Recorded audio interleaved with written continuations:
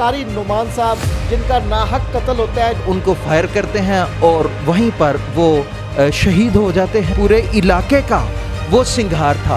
अश्कबार हो गई कि ये क्या हुआ। कारी नुमान तो किसी को उफ तक नहीं कहता था। जालिमों को उन बच्चों का भी ख्याल आया, लेकिन वो अल्लाह की नजरों से ओझल नहीं हो सकते। अल्लाह जुल्म को पसंद नहीं करता। तक बाबा ने किसी से ना लड़े हैं, वो लड़ाई करवाने वालों में है नहीं। वो जब सुनते थे कोई माड़ा आदमी है, कमज़ोर आदमी है, उसकी मदद करते थे। उनकी डेथ होने से एक दिन पहले से वो मेरे से नहीं मिले।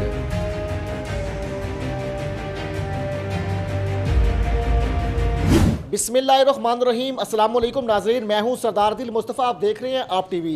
नाजरीन, सूबाई दारुल हुकूमत लाहौर में कत्ल व गारत की वारदातें अरूज पर हैं। अंधे कत्ल पै दर पै हो रहे हैं और इससे न सिर्फ मसाजिद महफूज नहीं है बल्कि मरगज़वार कॉलोनी के इमाम मस्जिद कारी नुमान साहब जिनका नाहक कत्ल होता है, जो अपनी गाड़ी पे निकलते हैं और रस्ते में उनको रोका जाता है लाहौर में ही, और उनको 3 गोलियां लगती हैं और गोलियां लगने से वो इस जहान फ़ानी से कूच कर जाते हैं। तो मेरे साथ जो है उनके सगे भाई मौजूद हैं, हम इनसे बात करेंगे और इनसे पूछेंगे कि नुमान साहब का क्या कोई ज़ाती दुश्मनी थी, क्या वाक़या हुआ और क्यों जो है उनका जो अंधा कत्ल हुआ है। अस्सलाम वालेकुम मुफ्ती साहब, आपका क्या नाम है? ज़िशान अहमद हसन मेरा नाम है जी। मैं कारी नुमान साहब मेरे छोटे भाई थे। वो हमारी मस्जिद जामिया मस्जिद मुफ्ती मोहम्मद ज़ुबैर इदारा तालीमात इस्लामिया के ख़तीब थे। बुनियादी तौर पर कारी नुमान साहब एक ऐसी शख्सियत का नाम है जिनका एक नज़रिया था कि इमाम मस्जिद और ख़तीब और मौलवी साहब को सिर्फ़ मस्जिद की तनख्वाह पर गुजारा नहीं करना चाहिए, बल्कि इमाम और ख़तीब को साथ कारोबार करना चाहिए। और वो इस मामले में ख़ुद भी कारोबार करते थे। बहुत से आइम्मा और खुतबा को उन्होंने कारोबार करवाया। कारोबार के सिलसिले में ही एक रात एक जगह से बैठकर उठकर वहाँ से निकलते हैं, अपनी गाड़ी पे होते हैं और रास्ते में 2 मोटरसाइकिल सवार जिन्होंने हेलमेट पहना होता है वो उनकी गाड़ी को रोकते हैं, शीशा वो नीचे करते हैं और उनको फायर करते हैं और वहीं पर वो शहीद हो जाते हैं। कारी नुमान इसकी नागहानी शहादत इस पूरे इलाके, किसी ने आज सुबह कहा कि कारी नुमान अपने बहन भाइयों का सिंगार था, सबसे खूबसूरत आदमी था। एक शख्स बोला इस अपने बहन भाइयों का नहीं, इस पूरे इलाके का वो सिंगार था। और जिसने भी उसकी शहादत की ख़बर सुनी, उसके कत्ल की खबर सुनी, वो हर आंख अश्कबार हो गई कि ये क्या हुआ। औरतें यहाँ के कह रही हैं कि बेवा औरतें कह रही हैं कि कारी नुमान की किससे दुश्मनी हो सकती है। कारी नुमान तो किसी को उफ तक नहीं कहता था। कारी नुमान को क्यों मार दिया, किन जालिमों ने मार दिया।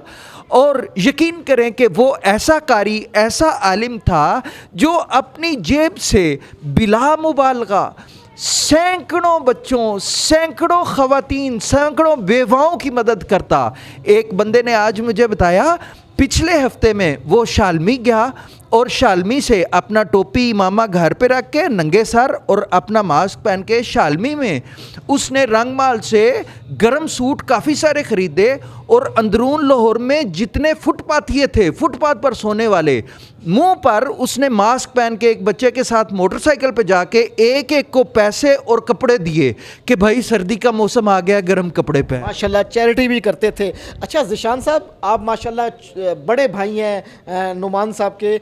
नुमान साहब की उम्र कितनी थी और उनके कितने बच्चे हैं? सर उनके 38 साल उम्र उन्होंने पाई। बड़ी थोड़ी सी उम्र में बहुत बड़े बड़े काम कर गए। 2 बेटे हैं। बड़े बेटा उनका 15 साल का मोहम्मद अली है, छोटा 11 साल का है। 2 बेटियां हैं फूल जैसी, एक 4 साल की बेटी है, एक 7-8 साल की बेटी है। उन जालिमों को उन बच्चों का ख्याल आया। वो सैकड़ों यतीम बच्चों को हमारे इदारे में 150 बच्चा पढ़ता है। कारी नुमान ये एक एक बच्चा आपको बताएगा, कई रातें वो खुद सारी रात इनको सालन पका के, देसी घी में खाने पका के, खुद पका के अपने शौक़ से इनको खिलाता कि ये बच्चे जो हैं ये कुरान पढ़ने वाले बच्चे हैं, इनको मैं अपने हाथ से खाना खिला के बुलाऊंगा। आज उन जालिमों ने उनके मासूम फूलों जैसे बच्चों का ख्याल नहीं किया। کہ ان کو یتیم کر دیا, ان کو ایسے کر دیا. اس مملکت خداداد پاکستان کے جو لوگ بھی کرتا دھرتا ہے, ان کے ذمہ داروں کو یہ سوچنا چاہیے, جب اس طرح کے بے ضرر اور جب اس طرح کے قرآن پڑھنے والے, قرآن بتانے والے, پڑھانے والے بے ضرر لوگوں کو جناب اس طرح سرے بازار قتل کیا جائے گا, تو یہ مملکت خداداد کے لیے کوئی اچھے سائنس نہیں ہے. ارباب اقتدار سے میری عاجزانہ درخواست ہے کہ اس قتل پر اپنا حق ادا کریں اور ان ظالموں کو, ان کرنے والوں کو اور کروانے والوں کو کیفر کردار تک پہنچائیں. ذیشان صاحب, اپنا نعمان صاحب جو ہیں ماشاءاللہ یہاں پہ خطیب بھی تھے, جمعہ بھی پڑھاتے تھے, ان کے کتنے اسٹوڈنٹس تھے جن کو وہ حفظ کی تعلیم دے رہے تھے, قرات کی تعلیم دے رہے تھے, اور جو ہے ان کے بارے میں بتائیں کہ آج وہ دنیا میں نہیں ہے. اور یہ ان کے ساتھ محمد علی ان کے بیٹے ہیں. یہ جی محمد علی ان کے بیٹے ہیں, یہ ان کے چھوٹے صاحبزادے ہیں. ویسے یہ ان کے بیٹے ہیں, ان کے روحانی بیٹے آپ نے پوچھے سینکڑوں کی تعداد میں, سینکڑوں بچوں کو انہوں نے خود حفظ پڑھایا, کرایا, قرآن پڑھنے والے ہیں, سنانے والے ہیں. اس وقت ادارے میں تقریباً 250 کے قریب بچے پڑھ رہے ہیں. ان 250 کے خرد و نوش اور ان ساری کا تعلیم کا, جب بھی اس ادارے کو کسی بھی فنڈ کی کمی ہوئی, میں نے ان سے کہا کہ نعمان بھائی یہ کمی ہے, اتنا فنڈ چاہیے, اتنے پیسے چاہیے. انہوں نے ایک ہی بات کی, جان بھائی کوئی مسئلہ نہیں, قرآن کی تعلیم نہیں رکنی چاہیے, قرآن کی تعلیم جاری رہنی چاہیے. قرآن کی تعلیم کے جذبے سے قاری نعمان صاحب سرشار تھے. اچھا, کون یہ ظالم لوگ ہیں؟ کوئی تھریڈز تھے, کوئی آپ کو کوئی انہوں نے بتایا ہے؟ ظاہر آپ بڑے بھائی ہیں, بڑے بھائی سے چھوٹے بھائی شیئر کرتے ہیں باتیں, کوئی آپ سے انہوں نے ایسی بات شیئر کی ہو کہ فلانی طرف سے ان کو تھریڈز ہے, یا اچانک یہ ایک ایسا واقعہ ہو گیا کہ اس ظالم نے جو ہے قاری نعمان صاحب کی زندگی لے لی؟ سر آپ یہ کہہ رہے ہیں, آپ اس علاقے کے ایک ایک بندے سے پوچھیں, قاری نعمان تو کہیں پہ بھی لوگ غصے ہوتے, لڑائی جھگڑے ہو رہے تھے, قاری نعمان وہیں پہ بیٹھا 5 منٹ کے اندر وہاں پر مسکراہٹیں بکھر جاتی. ساری زندگی اس نے لڑائی نہیں کی, ساری زندگی اس نے غصہ نہیں کیا, اور اس طرح کی کوئی بات نہیں ہوئی, کسی نے اس کو تھریٹ کیا, کوئی ایسی بات نہیں. لیکن جن ظالموں نے یہ کیا ہے وہ یہ بات یاد رکھے کہ اللہ تعالیٰ دیکھ رہا ہے, اللہ تعالیٰ کی لاٹھی بڑی بے آواز ہے, واللہ عزیز ذو انتقام ہے, وہ بڑا اچھا انتقام لینے والے لینا جانتا ہے. وہ لوگ شاید آج ہماری نظروں سے اوجھل ہو جائیں, لیکن وہ اللہ کی نظروں سے اوجھل نہیں ہو سکتے. یہ قتل کروانے والے اور کرنے والے دونوں کے گلوں سے یہ قتل ناحق ہضم نہیں ہوگا, یہ ظلم ہے, اور اللہ ظلم کو پسند نہیں کرتا. ظالم اپنے کردار تک ضرور پہنچیں گے, ظالم اپنے کردار تک ضرور پہنچیں گے. اور ناظرین, حدیث شریف بھی ہے کہ ایک انسان کا قتل پوری انسانیت کا قتل ہے. لیکن قاری نعمان صاحب تو وہ انسان تھے کہ جو بچوں کے سینے جو ہیں قرآن پاک سے منور کر رہے تھے, اور ایک انتہائی خوش اخلاق انسان تھے. ان کے بیٹے محمد علی بھی ہمارے ساتھ موجود ہیں. ہم جو ہے ان کے بیٹے سے لازمی بات کریں گے اور ان سے پوچھیں گے کہ آج ان کے والد جو ہیں, ان کا شفقت کا سایہ ان کے سر پہ نہیں ہے, اور وہ اپنے والد کے بنا جو ہے کیسا اس دنیا کو محسوس کر رہے ہیں. السلام علیکم علی, آپ کے والد صاحب کا ناحق قتل کیا گیا, ان کو شہید کیا گیا, آج وہ اس دنیا میں نہیں ہے, کیا کہیں گے سارے اس واقعے پہ؟ دیکھیں, یہ جس نے بھی کیا اسے بدلہ لازمی لیں گے. باقی آج تک بابا نے کسی سے نہ لڑے ہیں, وہ لڑائی کروانے والوں میں ہے نہیں. وہ لڑائی ہوتی بھی دیکھتے تھے تو وہاں پہ صلح کراتے تھے. وہ آج تک نہیں لڑے ہیں کسی سے, اچانک ہی ہوا ہے. نہ وہ انہوں نے اس بارے میں کچھ بتایا نہ کچھ, اچانک ہی ان کی ڈیتھ ہو گئی ہے.